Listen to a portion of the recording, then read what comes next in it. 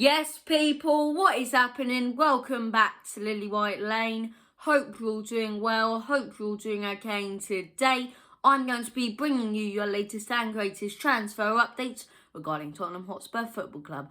But before we get into the video, make sure if you're new here to smash that subscribe button, hit that like button as hard as you possibly can, and set the notification bell so you don't miss an upload on the content side of things you can expect to see.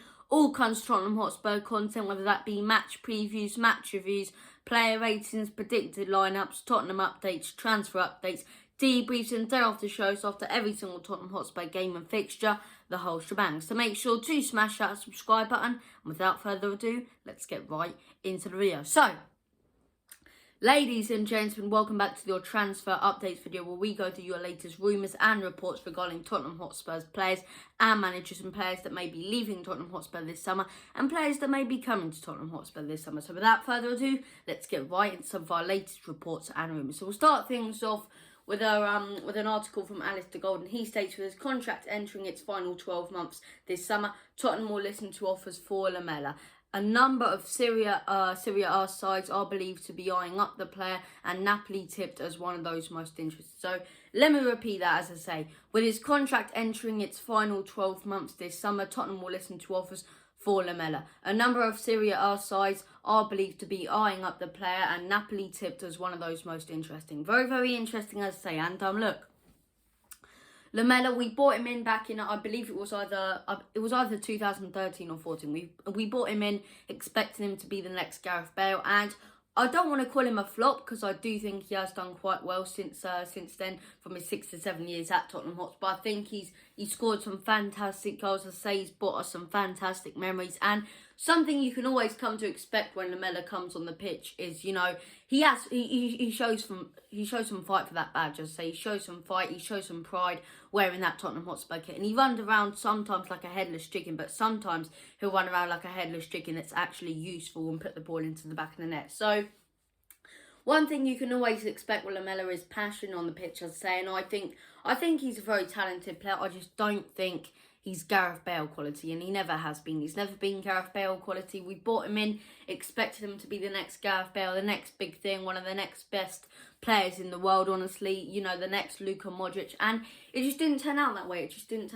But it's still good to see he's getting games occasionally and still getting on the pitch now, even though he's been there for years and years, and he's a very, very talented player, very pacey in my opinion. He shows a lot of passion, you know.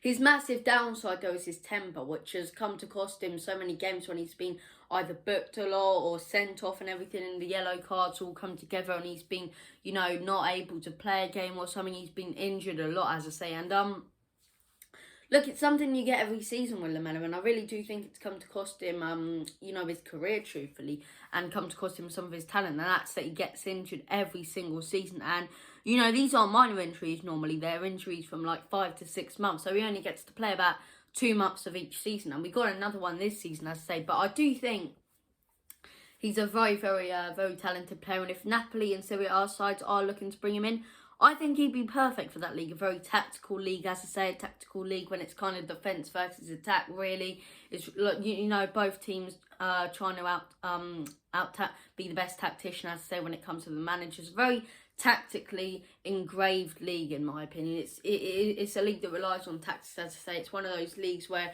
you look at it and it's a very slow-paced league, if that makes sense. And that's not me, you know, taking the mick out of it. It's just a very, very slow-paced way of playing football. It's very, you know, you go defensive, now you press high, now you play progressive football, kind of like that in Serie A. And I do think, you know, Lamela would really, really suit Serie A. He brings something to the table that not many other players in that league have got, and that's pace and passion and running around like a headless chicken. So I do think if Napoli were to come in, or any other Serie A sides were to come in for Lamela, I'd say about 15 to 20 million, we can accept that and spend that money on someone such as Jonathan Bamba or Nicolas Gonzalez, or a future winger who could do us good down the line, as I say. So look, very, very interesting. Obviously, we bought him in originally as our record signing, and he was for years until we bought in Tanguy Ndombele, but it just hasn't worked out with Tottenham Hotspur for a number of reasons, whether it be injuries or whether it be the high expectations because of the money we paid for him. So, you know, if Lamela was to go, he's not a player I hold a grudge against. I wish him the best of luck.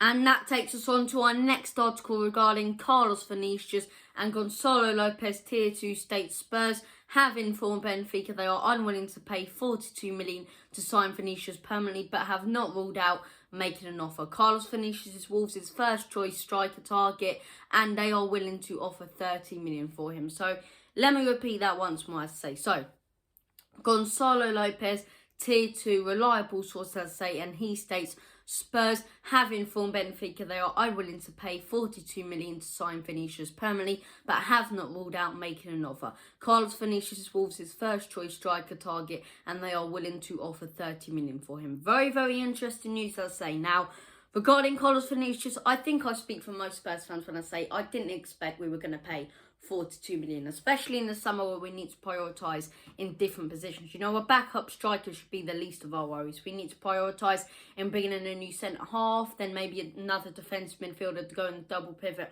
with Aurier, then a creative midfielder, maybe another winger on the right wing, I'd say, when Bale does go. You know, these are the types of positions we need to prioritise in the summer, and I don't think backup striker does go on that list. But as I say, I'd never rule out keeping Vinicius. If we can get him for, let's say, 25 million to 30 million, then go ahead and pay that money, because I definitely do see talent in this guy. I think he's a very talented player. You know, he's very clinical on goal. He knows how to put the ball into the back of the net, takes his chances. I really do rate Vinicius. I think he's a class player, but as I say, 42 million is way, way too much to ask, especially in the summer where you have to sell players to buy players. And as I say, he served us for a good year so far at Tottenham Hotspur. I'd say if he is to go back to Benfica and wherever he goes from there, best of luck to him, because I do think he's a class player. I think he's very talented. And as I say, you know, Wolves are apparently interested and they're willing to pay 30 million for him. Now, we'll just have to wait and see if Benfica are willing to accept that 30 million for Carlos Vinicius, as I say, because the current price tag, as I say, on his release clause is 42 million to bring him in, right? And we've already stated in that article, according to Gonzalo Lopez, tier 2, as I say, we've already stated that we do not want to pay that 42 million. So I could see us making a 25 million offer. If they don't accept that, then maybe they'll accept Wolves' offer. So I wouldn't be surprised if you do see Carlos Vinicius at Wolves next season. But nevertheless, guys, moving on to the next article. And our final article does regard Tottenham Hotspur right back Serge Aurier, and does come out from Le Parisien, tier 2.5, and they state PSG wants to bring back Serge Aurier this summer. The right back has one more year left on his contract, and if Tottenham doesn't feel as though they want to keep him long term, they could look to secure a transfer sum. Very, very interesting news. And look, Serge Aurier's been at the club for 4 years. He's been a loyal servant, in my opinion. But look, you have to look at a player such as Serge Aurier and see he hasn't done enough. He hasn't done enough, in my opinion, with his time at Tottenham Hotspur. He definitely has good stuff about him. He definitely has some magic that he can perform on the football pitch. I think he's fantastic at darting down that right-hand side. I think he's brilliant. A very, very direct fullback. He can play in that fullback position, if not the right-back position, as I say.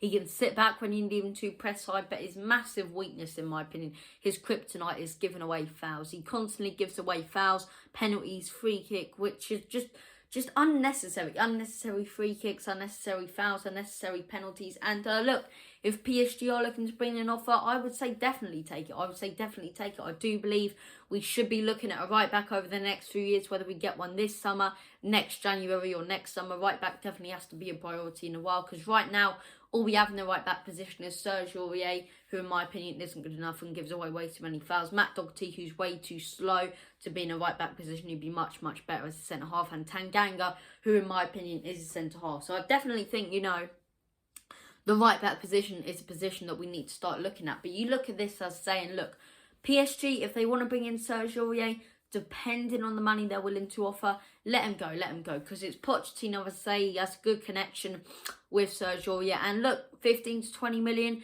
get your bob in the summer or January, as I say, bring your money in, spend that money on a new right back. It's fantastic business done. But those are my thoughts and opinions on it. Let me know what you guys think in the comments section down below. I'd love to hear your thoughts and opinions on all these transfer rooms. Do you like the idea of Eric Lamela going to a Serie A side? Do you like the idea of Tottenham Hotspur not keeping Vinicius, or do you believe we should keep him? Or what are your thoughts on the whole Serge Aurier situation? I want to know, so make sure to comment down below. Subscribe if you haven't already. It means so much to the channel. As I say, tap the notification bell if you are not subscribed. Why wouldn't you be? As to say, it's one of the best Tottenham Hotspur channels on YouTube. Phenomenal content, as to say. And look, if you're not subscribed, make sure to subscribe. Tap the notification bell so you don't miss an upload, and you will be notified every single time we upload a video on this channel, I say, whether it be me or Bobby presenting. And yeah, that just about wraps it up. Also, smash that like button as it does help the channel out in the YouTube algorithm. Thank you so much for watching this video. I say, take care, all the best, God bless, and as always, come on you lily whites.